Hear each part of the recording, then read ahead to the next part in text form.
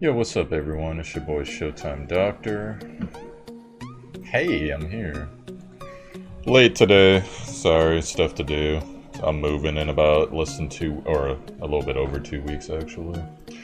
This is gonna be your David banner review. I'm splitting the reviews up because last time Netmarble's been dropping 8 people on their new banners this whole month, so last time I did the review, got a bunch of complaints. Oh my god, it's 50 minutes to review 8 heroes. 6 minutes for 8 heroes. Per hero, but whatever. So then, so I'm gonna split them up, and then got a couple things to go over with you guys before then, so real quick.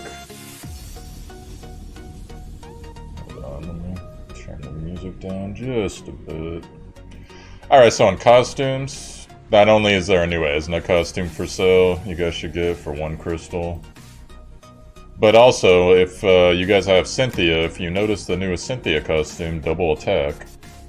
Because who needs defense on Cynthia anyways, so... I personally prefer the other one. And I know there's a way that you can switch which costumes actually display. But then at the same time, I'm not sure if you can switch to another costume. I just know you can go back to her normal look. But yo, if you want the extra attack, that's there for you, so... Alright, we're gonna get into the David banner right now. Good times, David. So let's see who all's on this banner. Ta-da! David, Lifa, Isabel, and Karen. Alright, so I gotta go look them up on the codex because they don't show their 6-star skills per usual on the banners. David Porfin. Is that him? That's weird, like the way they have his hat, but I guess that is it. Oh well. Alright guys, so like I said when I did the preview video, before we knew what his skill percentages were, I got browbeat by a couple people going, David's gonna be the best thing ever. So here we go, let's fucking look and see. So increase light allies critical strike chance by 30%, that's an excellent leadership ability. Basic passive, 80% chance to cast Optical Illusion on the enemy with the first turn. For a turn, at the start of the wave, 100% chance to cast Veil of Phantasm on the caster for 1 turn every time Optical Illusion is cast. So Veil of Phantasm, for those not familiar, essentially you're gonna dodge, no matter what the next hit is, you're gonna dodge it. It could be...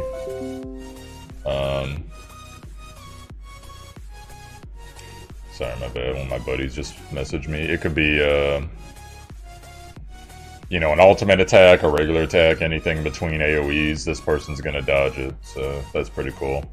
And Optical Illusion. They haven't said it yet, but essentially it guarantees that the character's gonna miss unless there is,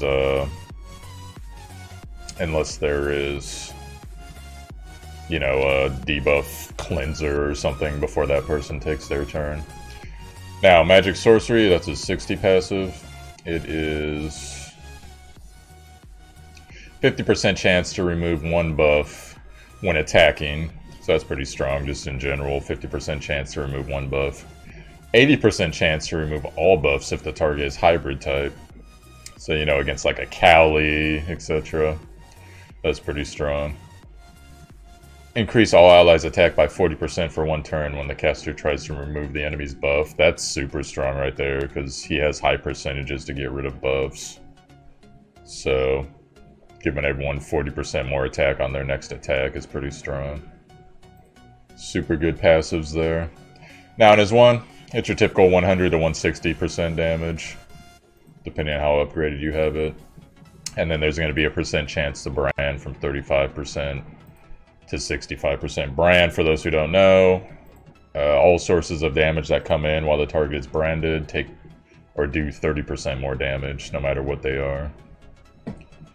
Alright, now it's 2. Inflict penetration damage equal to 120 of attack 1 target, 70% chance to cast Optical Illusion, to guarantee that the target's attacks will miss for a turn, like we said earlier. Inflicts penetration damage equal to 120% of attack to all enemies adjacent to the target. I never understand why they can't just say, like, inflict penetration damage in a cone to 120, since it's both. And then optical illusion on primary target. Like, it would be so much simpler to type it that way, but whatever. And the percentages, once you get it high enough, it's going to go to 100% chance to cast the debuff at a 192% base damage. And the debuff goes to 2 turns versus 1 turn. And keep in mind, guys, the skill cooldown for this is 2 turns, so you can cast this. And if you run this guy in a dungeon with someone like a Surdic in a Cowley dungeon that reduces skill cooldowns just passively, or even someone like Sid that can reduce it with his 2, or Karen, who gets it every 2 turns as well, so you could just be casting it every opposite turn of when David would have his normal cooldown. You're going to have this up damn near every turn, you know, assuming no silence, etc. So that's very strong to be able to guarantee that someone's going to miss, and especially if you can get this max to 2 people, or excuse me, 2 turns. You know, if you can cast that every turn, you can basically, assuming you can keep them up, guarantee that most attacks are going to miss you. That's very strong there. So, and then on his 3, Presto Changeo, inflict damage equal to 300% of attack to 1 target, 80% chance to cast Optical Illusion for a turn, inflict 50% additional damage if the target is a hybrid, skill cooldown 6, and when you get it to the tops, it's going to be 480% with the 80% extra damage, 100% chance to cast Optical Illusion. So this character seems like he'd be pretty strong. Depending on the circumstances, he'll be clearly strong in PvP, even though Light doesn't need any more attackers, but whatever.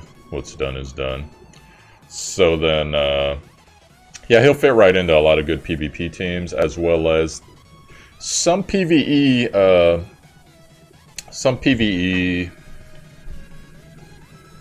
combinations, depending on if his debuffs work, are actually going to be pretty good for him as well. So, my grade for him, he's pretty solid. Now, weaknesses, like I said before, silence. So if you get a Cynthia on him or anyone who casts silence. And then also, you know, your typical stun heroes, etc. If you can mess up the combination of his 2, that'll go really good for you. And anyone that can dispel his stuff. Because you got a rare combo here. You got a guy that he casts good buffs, he casts good debuffs. He gives himself Veil of Phantasm to increase his own mitigation. And he's amping damage as well. So, and not to mention, he can actually hit 480% on his ultimate, which is fairly strong. So overall, this guy's pretty good. Now, weaknesses, I guess I kind of went over that already. As far as skill ups go, to be honest, guys, I'd skill up his 2. I know a lot of you are going to skill up his 3. Which is fine for PvP if you're going to do that. I'd skill up his 2, though, for if you're trying to use them in more places than PvP. Because this is what's going to make him strong right here. And then 1 after that. After all that stuff. So that's pretty cool. David's pretty cool hero.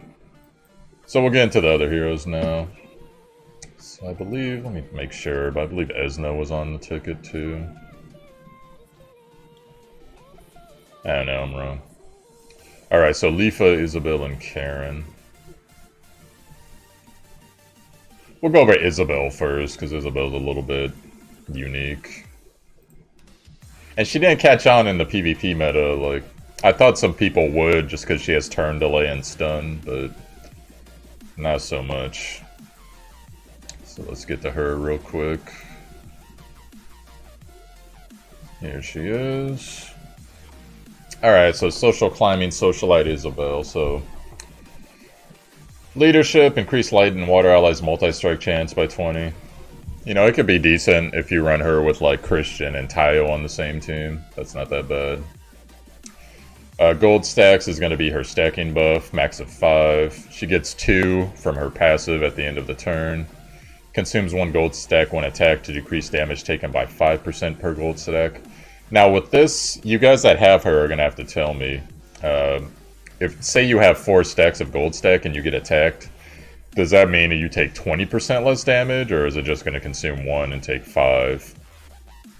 Not sure, because otherwise it would be kind of hard for her to get gold stacks. So, I don't know, this game's obsessing with different stacking buffs and debuffs, but whatever. And then if you get her 60 passive here, obtains 1 gold stack at the start of the wave. Increase counter attack chance by 75% if the caster has a gold stack. So essentially, as long as she has a gold stack, you're countering. So you got to figure that into your build for her. Now on her 1, damage equal to 100%, 25% chance to stun the enemy for a turn if the caster has a gold stack. As you get up, it'll go to 160 base and 40% chance to stun. On her 2, Gem of Deception, 3 turn cooldown. Inflict damage equal to 200% of attack to one enemy. 50% chance to charm for a turn. Obtain 3 gold stacks. So your 2 on a 3 turn cooldown is going to be your source for gold stacks. Stacks, I keep saying stacks. It actually hits pretty hard. It gets to 320 base if you skilled up all the way with an 80% chance to charm for 2 turns. Still get the same 3 gold stacks, still 3 turn cooldown. On her 3, inflict damage equal to 180 of attack in a cone. 45% chance to stun for a turn. If the caster has at least 1 gold stack, consume all the stacks to decrease the target's turn speed. So it seems like in a cone, you're going to be able to decrease turn speed and essentially knock the turn back of most targets. This was theorized when she came out that you could use this. Make her go last on your PvP team, but still have her with some attack speed. And then you can essentially, with the exception of Aemon, you can guarantee that your team is going to take, say in a 10-turn cycle, 8 out of the 10 turns, assuming, you know, more attack speed than other heroes. So this was actually going to be pretty strong, but I guess either it didn't work out that way, or most people don't seem to want to invest in it. As you get it up, the cone damage is going to go to actually a pretty impressive 288.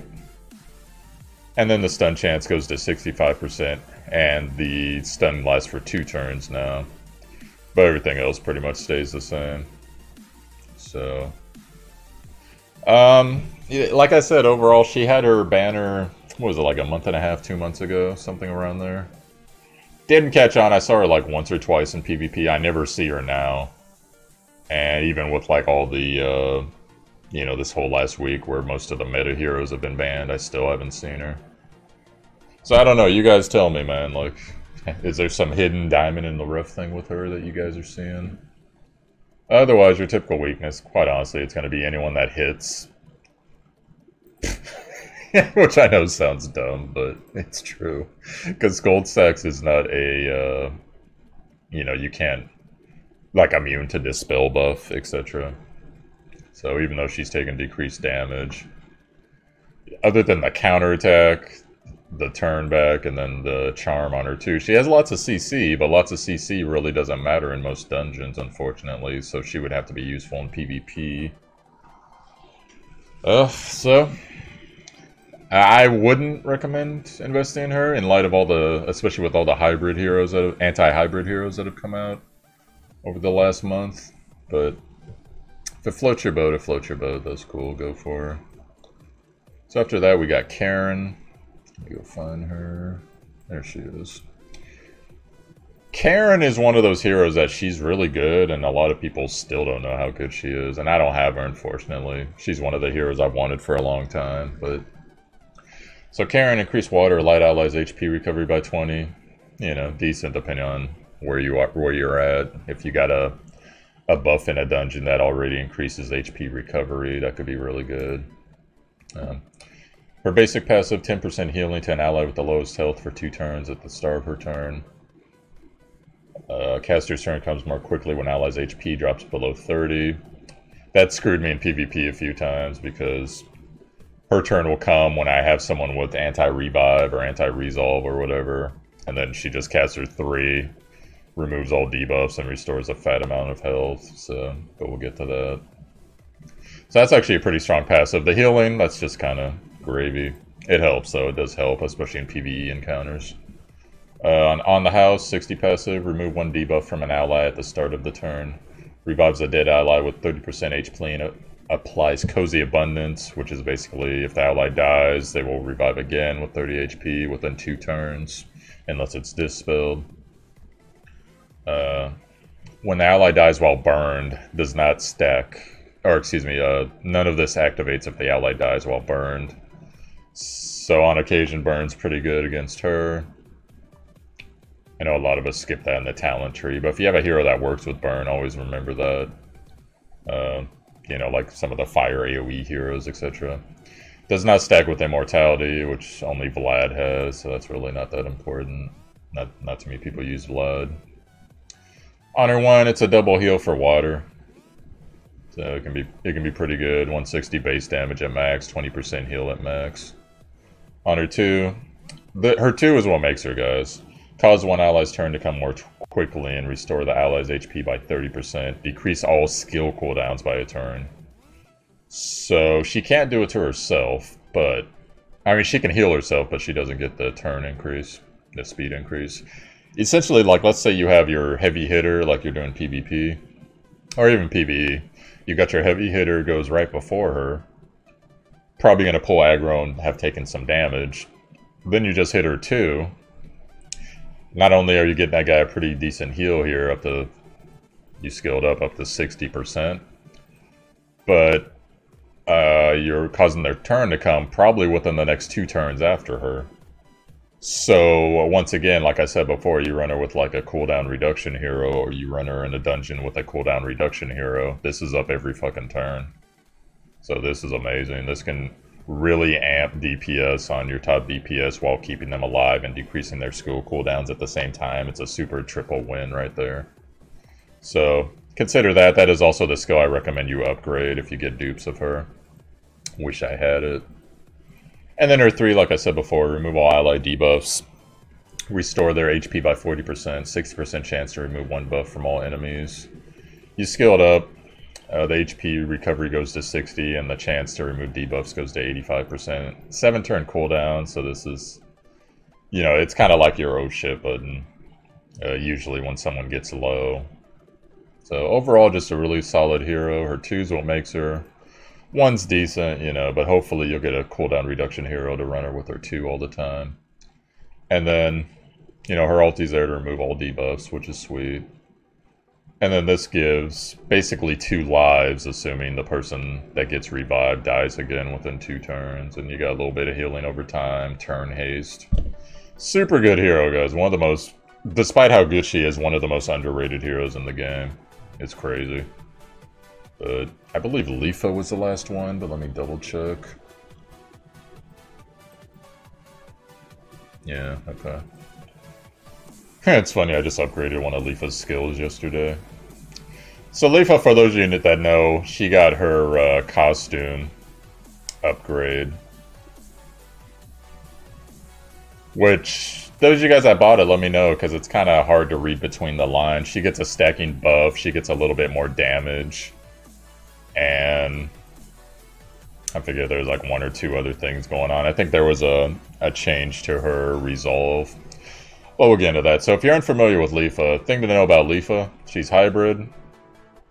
Fire Light allies max HP by 20 if you're running a full Fire Light team. That's actually not too bad, depending on what you're doing.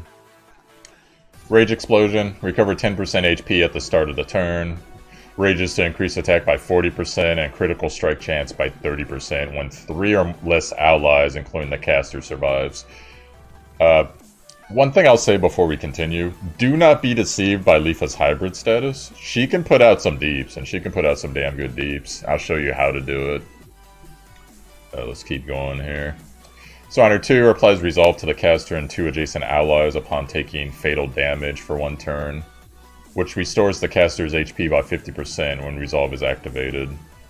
So essentially, the heal goes off on a cone effect around her to all the allies right to the right and left of her, immediate right and left.